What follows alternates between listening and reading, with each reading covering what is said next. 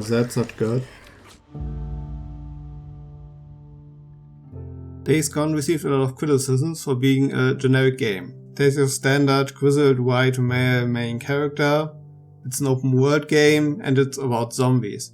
All of these aren't exactly sparks of creativity in the current gaming landscape. On top of that, there were some complaints about the writing being generic, and the game had a lot of technical issues, from frame rate drops to just visual glitches and crashes. I personally didn't enjoy the game very much and was already ready to write off the money that I spent on it as wasted. But I stuck with it and have now 100% completed the game. I will talk about the problems, and I think a lot of them are legitimate, but I also want to talk about the positives of the game, and I will start with that. Let's first talk about the open world.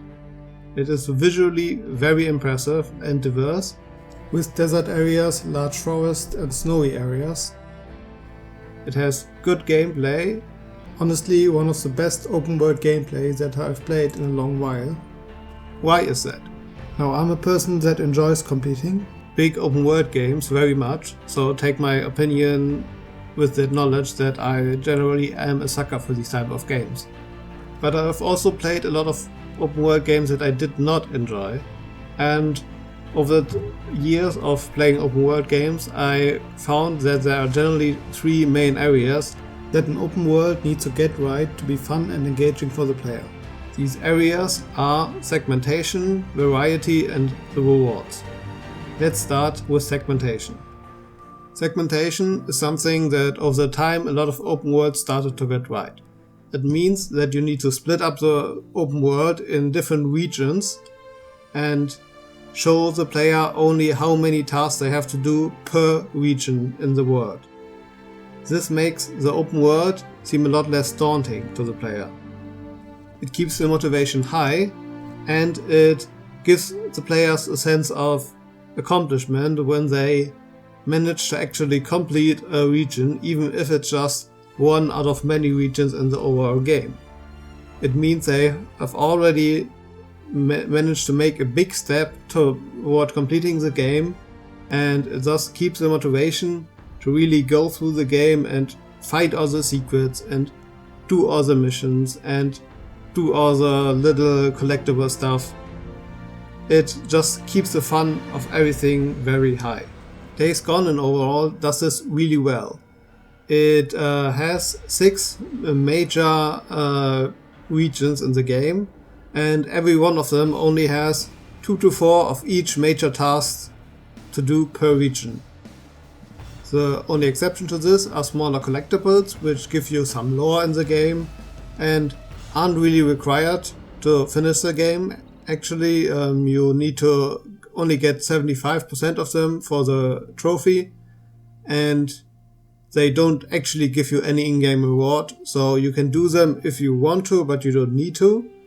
And hordes are another exception to this, but I think that's actually a positive for the game, because the hordes in Days Gone are one of the gameplay highlights. Fighting these hordes is very fun, so it's good that there are more hordes available for the player to fight. The next major quality that an open world game needs to achieve is variety. That's very simple. The tasks that you need to do in an open world need to avoid being repetitive. That means the different tasks to do should be different and should play differently, and they should all be fun in their own right. And it's really done really well in Days Gone. You have bandit camps that you can clear, which have a safe bunker underneath, which gives you another safe place to rest up and stock up on ammunition in the game, and it gives you unlocks new crafting recipes for you. The camps themselves are one of the highlights in the level design of the game. You have your standard open world camp design, where you have one frontal assault entry for the camp and one side entry where you can go the stealthy route and try to get in sneakily to take out your opposition silently. But these silent approaches are often trapped with bear traps and noisemakers, so you have to be very careful when you're going the silent route as opposed to the loud route. There's one particular bandit camp that I was really impressed by, that had its frontal assault route stationed near a cave full of zombies. So when you started to attack the bandits and got into a firefight, the shots from your rifle, or even just from the bandit rifle if you use silence weapons, would attract these zombies, so you would be trapped between zombies from one side coming at you and bandits shooting at you from the other. I had a lot of trouble with this bandit camp until I just started making a lot of noise on purpose and just hit afterwards, so that the zombies would come to the camp and start attacking all the bandits, who then would shoot at the zombies, which would then attract a lot more zombies, so both parties would basically take themselves out, and I could go in there and clean up afterwards and conquer the entire camp. The next task to be done in the open world are narrow checkpoints which have valuable medicine inside, but they have to be powered first to let you in. So you have to find a generator for the camp and often just fuel it, and then you can turn it on, but that means the speakers of the checkpoint will also turn on and attract a lot of strong zombies to your location. So you have to watch out, find all these speakers beforehand and take them out in order to avoid getting overrun with zombies. Sometimes you also have to find components like a breaker switch to repair any electrical equipment at the site, so that you can restore the electricity completely. The next tasks are narrow research sites. These are a bit different in that they aren't actually a challenge to do at the task, but the challenge is getting to the research site in the first place. These sites are often located within zombie caves or hard to reach places that you need to perform a motorcycle jump to reach. The game also gives you infestations as a task. Zombies hibernate during the day in so-called nests. These have to be taken out by Molotov cocktails, which will spawn multiple zombies. You can either fight these directly, or run away, or hide from them. In order to finish an infestation, all zombie nests need to be destroyed. Last but not least are the hordes. Hordes are one of the most fun things you can do in Days Gone. They provide a very big challenge for you at all stages in the game, but they're not only a challenge for the late game. You can attack them early on with explosive and strategic kiting. I myself killed the first horde by running up a radio tower and throwing explosives down on top of them. There's also collectibles which give you a bit of background info about certain characters, or Nero, the shady organization in Days Gone, or just give you slight facts about the herbology and tourism in the region of Hope's Country. The final part of an open world game that needs to be done right are the rewards. The tasks need to be fun in their own right, but they also need to give good gameplay rewards to the players. These rewards can come in the form of gameplay rewards, but also in the form of lore or other things, but I prefer the gameplay rewards myself. These are very well done in Days Gone. Bandit camps reveal the map around you and give you the location of other tasks you can complete. They also unlock crafting options for powerful melee weapons and useful consumables. Both Nero checkpoints and research sites allow you to permanently upgrade your character in either health, stamina or focus. Focus is basically the Days Gone equivalent of bullet time and allows you to slow down the action for a bit in order to aim your shots. The checkpoints, like the bandit camps, also provide you with a safe resting spot in the world. Infestation zones block fast travel across the map, so clearing them allows you to fast travel more freely across the map. It also decreases the number of overall zombies that are roaming around in the infestation zone. Hordes gives you powerful weapons in the game. By completing a certain percentage of all hordes, you can unlock very powerful weapons that you get immediately and for free in your locker. All of these tasks gives you both money and camp trust. Camp trust is the more valuable of the two, since it takes a very long time to unlock the highest trust level in these camps, and you can only purchase the very best weapons and bike upgrades at the highest level. Most open world games, especially today, do a couple of these qualities well, but often not all of them. A game like Assassin's Creed will have a good segmented map, but the activities lack a variety and the gameplay feels the same for most of the different activities.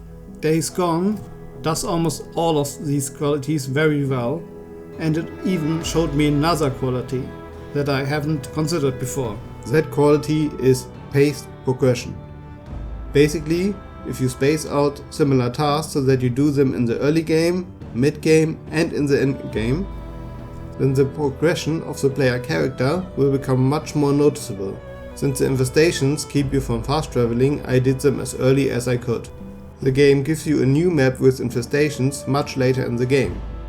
And engaging these infestations so late in the game felt very different to the infestations in the early game.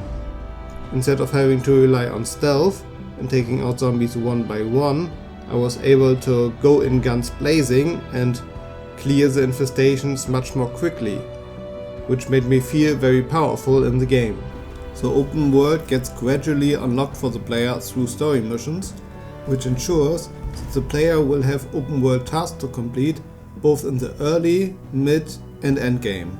Overall, the open world in Days Gone is done in a very good way. It's very fun to play and all the tasks are very enjoyable, and it just makes a ton of fun to complete the game and to complete the open world as well. Now let's talk a bit about the story of Days Gone. There will be some spoilers in this section and I will go through most of the story, so if you don't want to get spoiled, you can go to this timestamp and skip the part where I talk about the story and just enjoy the rest. But if you want to hear a short assessment of the story, I can tell you that the story is really fun to follow. It starts really bad, but as progressively more characters get introduced and you get to know the people better, it gets more and more engaging and more fun to follow as you go.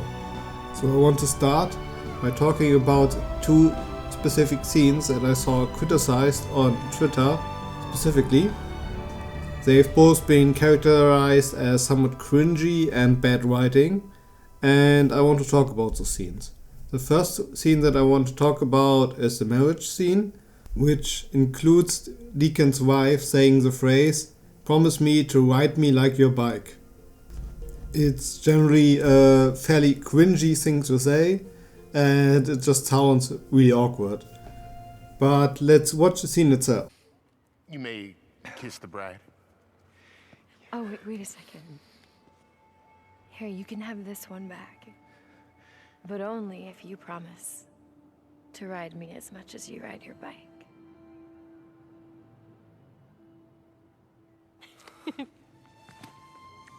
Well, I now pronounce you man and, well, wife. So we can see here that the scene is not meant to be taken seriously.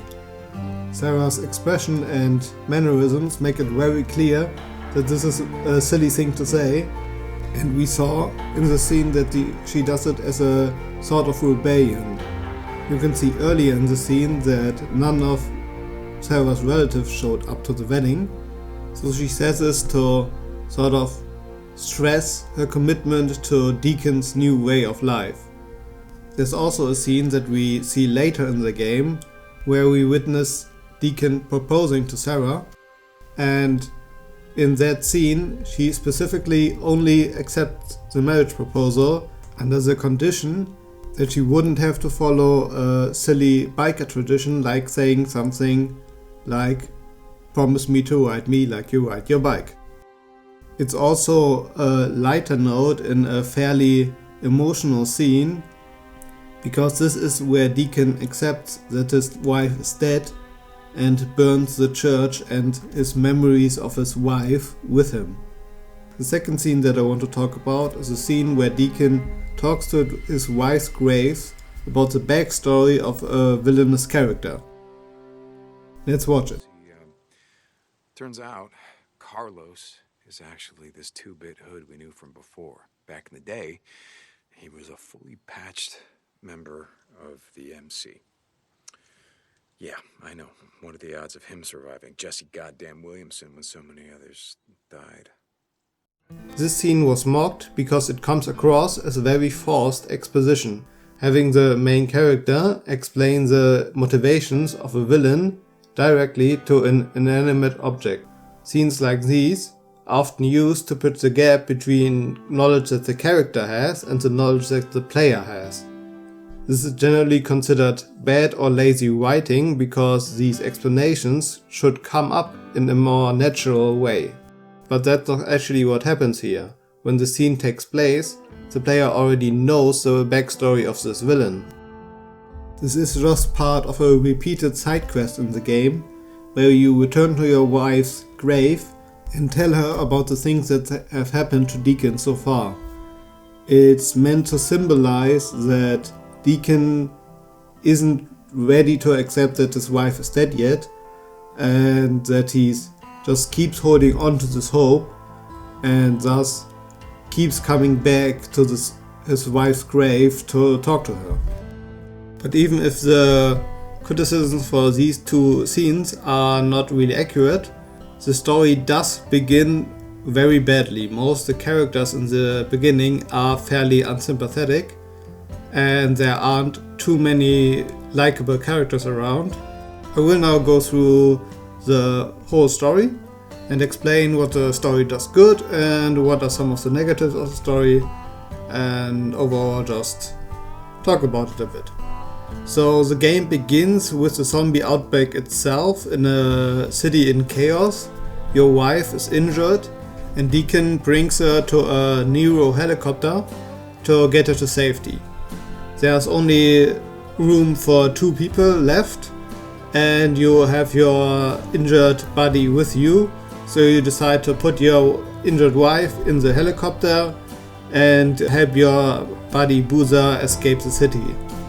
The game then skips to 2 years later and your first mission starts immediately, and you have a bounty hunt with one person having killed another and you hunt down after him. It starts immediately on your bike. You chase the guy on your motorcycle and later on foot, but you eventually catch him, but your bike gets damaged in the process. You manage to get parts to fix your bike, but your friend Boozer gets injured in the process, and you get him back to your secure base in order to patch him up and let him recover. Now here's one of the first mistakes that the game makes in this opening chapter. In this first mission where you get your parts for your bike, you get the shotgun of your friend Boozer to fight the zombies. What the game is doing here as a gameplay mechanic is a power tease. It gives you a more powerful weapon in the very beginning and then takes it away from you afterwards in order to make you want to play to that power level again. The problem with this is that the reason why Boozer takes his weapon back after the mission doesn't make sense. He wants his shotgun back just because, and he is injured. He is in a secure place. You are going out to get him medicine to help him. You are the one who is putting himself in danger, and your friend nevertheless wants you to give him your most powerful weapon.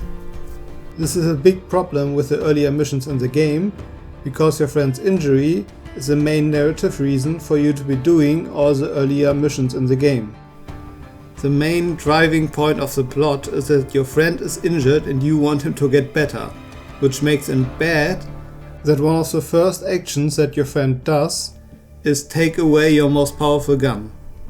It makes him unsympathetic and takes away the player's motivation to get him to recover. Let's move on. The first mission after you get him to the base is to get your bike fixed up. You go to the place where you hit your damaged bike, but notice that it's gone. You follow the clues back to a nearby camp where you find out that your bike has been scrapped because it was thought to be just another bike lying around. You get another bike as a recompense, but it's really basic. And you will need to fix it up yourself in order to get it to the place where your bike was beforehand. You now start to do various jobs for 2 different camps, both Copeland and Tucker. Copeland is an Alex Jones-like conspiracy theorist, and Tucker leads a brutal labor camp. Both are not very sympathetic, they are both fairly bad people. There are various side main stories that then start to happen. You start following different new helicopters where you pick up that O'Brien, the researcher that took your wife in the very first cutscene, is still alive, so you start to try and find him in order to get an explanation of what happened to your wife that night. You were told that they were going to a specific refugee camp, but when you and Boozer got to that camp, the camp was already overrun, and Deacon made a semi-gravestone at that site, where he goes back to in a repeatable mission in order to talk to his wife. You also meet a new character, Lisa, a little girl that was hiding out in an abandoned town all this time, and bring her first to the nearby camp by Tucker. But she doesn't like the harsh working conditions in that camp and eventually escapes. You find her again and bring her to a third camp called Lost Lake. Boozer, your friend, then also becomes more and more feverish. You try various methods to keep him healthy, but nothing really works. So you also go to Lost Lake, because it turns out that one of the last few doctors in that area is in that camp, and they do have potent medicine to help Boozer. It turns out that both you and Boozer used to be part of that camp, but you had a disagreement because Deacon wanted a reward for bringing new survivors to the camp, which the leader of the camp, Iron Mike, refused to give because he saw it as slavery. This is also reflected in the game mechanics. You can find survivors out in the open world who are either being attacked by zombies or bandits. You can free them and then send them to one of the camps that you already discovered. The rewards for this vary camp by camp. Iron Mike only gives you trust and no money. Copeland gives you both money and trust. And Tucker only gives you money. What doesn't make exactly as much sense is that Tucker gives you only a very small amount of money. Sending the survivors to Copeland's camp always gives you more money and also trust, so there's no real reason to ever send survivors to Tucker, even if the story suggests that she would need them the most because she has to get new survivors to run her labor camp. Generally, this part where you enter Lost Lake is somewhat of a turning point in the story of the game. You get to meet lots of new sympathetic characters and the missions get a lot better. From here on out, the main story splits into several different storylines. You repair a hydroponic dam with a tough engineer Ricky in order to get electricity back going. You get medicine and help the doctor Abigail cure your friend Boozer. You hatch a plan to blow up the cave where the Hordes hibernate in, with the camp boss Iron Mike and his security chief Schizo. You also eventually meet the researcher O'Brien, and he agrees to give you information on your wife if you help him spy on different Nero helicopters. He eventually tells you that your wife was brought to a different refugee camp, but that camp was also overrun by zombies, which is where Deacon gives up hope on finding his wife alive, and the scene where Deacon burns down the church happens. Eventually, Schizo tells you of a cache of antibiotics in Ripper territory. The Rippers are a cult that worships the zombies, and they were the ones who injured your friend Boozer. You steal the medicine and escape, but are discovered, and the truth that was forged between Lost Lake and Rippers beforehand is now in danger. Boozer loses his arm, but he eventually recovers and gets a knife attachment. He becomes suicidal because he doesn't adjust to his new life of farming and manual labor very well. It is revealed that Deacon used to be suicidal too, after he found out that the camp where his wife was supposed to be was overrun, and that Boozer helped him keep him alive. So now he feels responsible to help Boozer stay alive as well, and he eventually gets him a dog to cheer him up. Which is obviously the best solution because, well, it's a dog. Schizo then tells you that one of the components needed to create the explosives to blow up the Horde caves is found also in Ripper territory. Both of you set out to get it, but Schizo sadly betrays you and sells you out to the Ripper leader Carlos, who has been searching for you and Boozer for a while for unknown reasons. It turns out that Carlos used to be a member of your biker gang who got thrown out, but since he still got tattoos signaling him to be a member of your gang, you and Boozer took him out and burned the tattoos off his body with a blowtorch. Carlos then leaves to attack Lost Lake and capture Boozer because he wants the both of you to be together when he takes his revenge. Lisa then comes and saves you, and you find out that she joined the Rippers in order to forget about her dead parents. One interesting thing about the story of Days Gone is that the antagonists represent certain traits of Deacon's own personality taken to the extreme. The Rippers worship zombies, have no names, and take constant drugs to forget about the past. The reason for this is that they can't deal with their loss. They take drugs to forget and worship the zombies because the zombies represent an ideal state of mind for them. They are mindless and don't have to remember everything they lost in the past.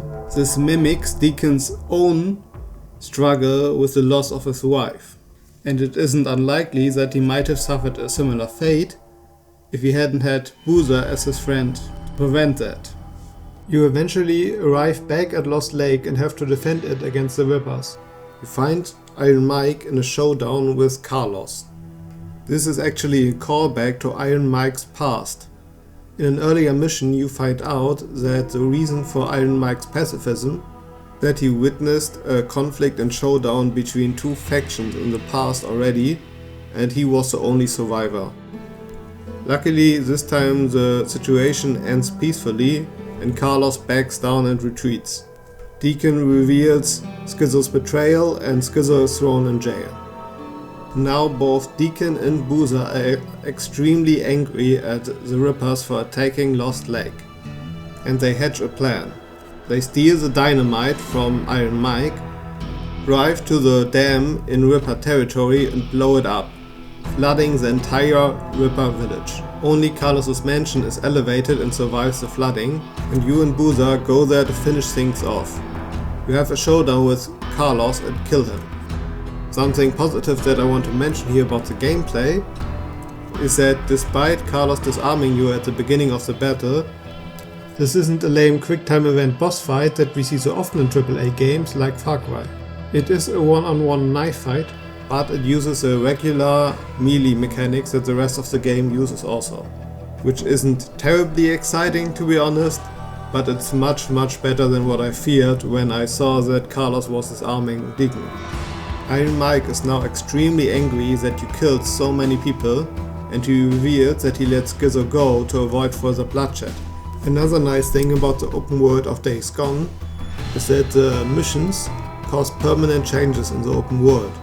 After you repair the hydroponic dam, the street lights light up at night, and after you flood the Ripper village, it stays flooded and unavailable for you. Deacon now remembers that his wife Sarah had government clearance. This is important because O'Brien told him that only the important personnel from the refugee camp where Sarah was staying got evacuated before the camp was overrun. Deacon calls O'Brien and asks him about it, and he finds out that Sarah was saved from the refugee camp and brought to a laboratory to work in the south, but that laboratory was attacked by a group of bandits and they lost contact. They also can't send Nero helicopters down south because that same group of bandits is also using anti-air missiles to defend their airspace. Deacon decides to go south to search for his wife, and Iron Mike agrees to show him a hidden path to the south under the condition that Deacon doesn't come back. Deacon travels south and finds a paramilitary group called the Deschutes County Militia, and he signs up in search for his wife. At this point you will likely already heard about the Deschutes County Militia from several audio logs that document them closing down tunnels and exploding motorways in order to keep the zombies from coming in. It becomes immediately apparent that the militia is much more prepared to take on the zombies than any other survivor group you met thus far. Both of their camps are completely walled off, and one of them has the entire countryside around it burned to the ground in order to make it harder for zombies to sneak up on the camp. The other is surrounded by one giant lake with only 2 heavily guarded entrances to the camp. You get recruited into the militia and eventually find out that Sarah is alive and working for the militia. The scene, by the way, is really great. Deacon gets introduced to all the different officers in the militia, and they keep referencing the Wizard Island Witch, which at this point will make both Deacon and the player think of Sarah. You're both suspecting that they are talking about Sarah, and it creates this nice little tension that you share with the main character. It turns out that Sarah is working for the militia as a scientist in order to create a biological weapon that works against the zombies. You then work with both Sarah on her biological weapon and with another scientist who develops bombs against the zombies. Another important character in the militia is the colonel, who is very religious and considers himself working on God's plan by fighting a war against the zombie invasion. What's also interesting about the militia is that there are parallels that can be drawn between the militia and the other camps that you've met so far. Just like Tucker, the militia employs forced labor by forcing the recruits that don't get employed as soldiers into forced labor. And just like Copeland, the leader of the camp, has some very fanatical and extreme opinions. It's also in some ways the opposite of the Lost Lake camp, where the Lost Lake camp gets led democratically and only employs force if it absolutely has to. The militia, on the other hand, has a strict hierarchy and acts with force against both bandit camps and soldiers that they consider to be traitors. Things in the militia start to escalate when another recruit who's addicted to drugs accidentally kills the militia doctor in order to get them. The colonel is very irate about losing such a valuable member of the militia and becomes increasingly more and more zealous. The game has another repeatable mission here. Like with Sarah's grave before, you continue to go to speeches that the colonel is holding again and again in the camp. Once the doctor gets murdered, the speeches become increasingly more and more zealous and more aimed against other humans and less aimed against zombies. While this happens, you continue to help Sarah on her biological weapon, until you finally bring her a subdued zombie to experiment on. The zombie is killed during the experiments and Sarah becomes very distraught. It turns out that she wasn't working on a biological weapon, but rather was working on a cure. Since the militia is unlikely to support an attempt for a cure as opposed to a weapon, both you and Sarah agree to run away from the militia and try to pursue her cure on your own.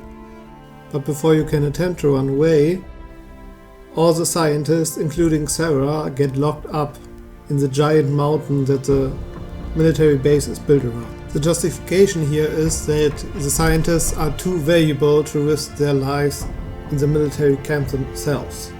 You then do one last mission for Sarah to get her a poisonous flower, and then start to organize an escape attempt together with O'Brien. You disable the anti-air missiles from the militia camp, while O'Brien comes with a helicopter to pick both Sarah and you up from the camp. You manage to get to the top of the mountain with Sarah to get picked up, but unfortunately you get discovered by the Colonel in the last minute. The Colonel doesn't know that you planned an escape attempt, but it turns out that Schizo joined the militia. He reveals to the Colonel that you used to be a biker, which the Colonel views as unholy sinners and degenerates, and thus he throws you into jail. Schizo also told the Colonel about Lost Lake, and the Colonel then calls for a holy war against every other human being that isn't in the militia. He's convinced that the zombie infection is the punishment of God, and believes that the only way to get rid of it is to get rid of all sinners in the world. This is a good time to again point out how similar the motivations of Deacon and the antagonists are in this game.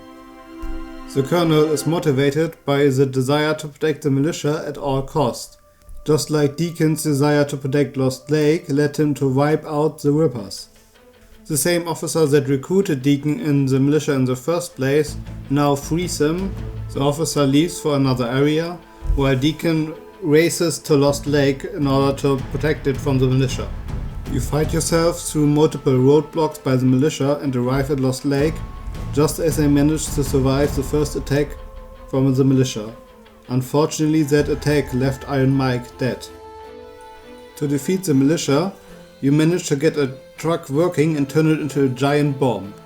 You and Boozer blow up the main gate and storm the militia camp, while your allies from the other camps attack from the other gate.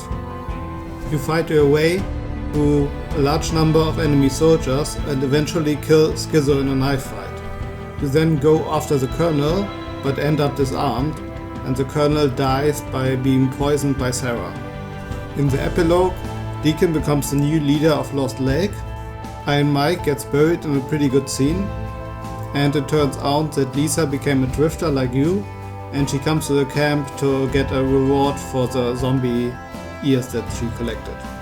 The game ultimately finishes with one last teaser. O'Brien messages you one last time and you come to meet him. He then reveals to you that Nero knew what the virus would do all along. He also takes off his mask and reveals that he and the other neuroscientists are in fact freakers themselves, just intelligent ones. He then tells you that Nero is coming and there's no way to stop them.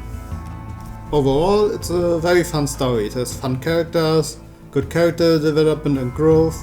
It has a very rocky start and it takes a while to get going, but afterwards it's worth your time and I had a lot of fun. The teaser could be considered kind of a cliffhanger, but I felt that all major story beats were finished, all threads were completely revealed, everything was clear, and it's just a little teaser to hint at a new game, but it's not something that really leaves you feeling dissatisfied about the ending. Another thing I want to mention about the story is that zombies are a bit of a highlight in the game because they show actual characteristics just from the way they interact. The stronger zombies and the normal zombies often fight one another, and you can lure hordes together to these stronger zombies so that both parties fight each other, and then you have an easier time taking out the hordes. Another interesting thing about zombies are the animal zombies. For example, the wolf zombies that can even hunt you down on your bike and run so fast that they can follow your bike easily. What makes these zombies interesting is that the regular wolves actually are in a kind of symbiotic relationship with them. In one story beat you hear that the regular wolves made a comeback in the area, while they were previously nearly hunted to extinction by humans. and when you are out and about in the world, you can actually see that the wolves form packs together with the zombified wolf. Let's finish things up and talk about the gameplay. The gameplay, like the story, also starts somewhat awkward. Aiming is very slow and imprecise with the controller, and many zombies, even the regular zombies, take multiple hits to kill and are relatively hard to hit with just a single shot pistol. This doesn't really get better per se, but it gets alleviated a lot by getting stronger weapons. When you have an automatic weapon, you can shoot a lot of rounds, and it's not a big deal when you miss a few shots, just because you have so many shots and you can take down the zombies relatively easily. But I would definitely not recommend getting sniper rifles or other weapons that require you to be very precise in this game. It's better just to take automatic weapons and light machine guns and just go with shooting as many bullets as possible so that a good number of them at least hit the target. Both the stealth system and the looting system in the game are pretty decent. There's not really much to talk about them, they are relatively standard systems. The looting system is a bit similar to Last of Us, just in an open world game. And you only really have to loot houses when you get low. Often enough you find the supplies that you use while doing battle with the enemies that you are attacking. Except when you're fighting zombies, but often enough you fight humans in between, and then you can stock up your supplies a bit with it while fighting them. As I already mentioned, the progression is fairly satisfying and fighting hordes is very fun. Gets progressively harder as you fight hordes that are strewn about the map, and it has a good progression, so you can start fighting hordes, smaller hordes, relatively early on, and then start fighting ever larger and larger hordes that get to truly ridiculous sizes. One personal highlight for me was a horde doing a scripted mission. This horde was in a very dark cave, and what was really cool was firing my automatic weapon and then just seeing the horde of zombies only get illuminated by the light coming from my gunshots. It was really cool just firing into the crowd and just catching glimpses of the zombies just here and there from the light from my gunshots. The mission variety is also fairly decent, with bike chases, taking out enemy camps, combat missions, zombie nest missions and defeating hordes. It's again decent, nothing special, but it's good fun. On the negative side you have a good number of technical issues. Sometimes hordes would not spawn in, or they would spawn too late, so that I would enter a cave where a horde was supposed to be and not find anything, and I would leave the cave and have this horde just spawn behind me. I also had huge frame rate dips on the bike, crashes, visual glitches and just freezes for several seconds in the game. Overall, I would say that it's a very good game. It's very fun to play, it had good characters and story, the gameplay is decent enough, and the fighting the zombies horde is a really cool and really unique experience, and I'm personally looking forward to the next one. Thank you for watching this video, I hope you liked it. It's a bit different than usual. I tried this time to make things sound a little more natural by not scripting the video out as much and just relying on a list of bullet points. It meant that I had to re-record a lot of more footage, and it just was a lot harder to record and actually make the video, and also the video turned out to be a lot longer than I had anticipated. So sorry for the long wait time that it took me. I hope you liked it. My next video will be on a game from my childhood that I'm very looking forward to doing, and it's a very interesting game that does a unique twist and mixes two different genres. It's very interesting and I hope you look forward to it. Thank you for watching and goodbye.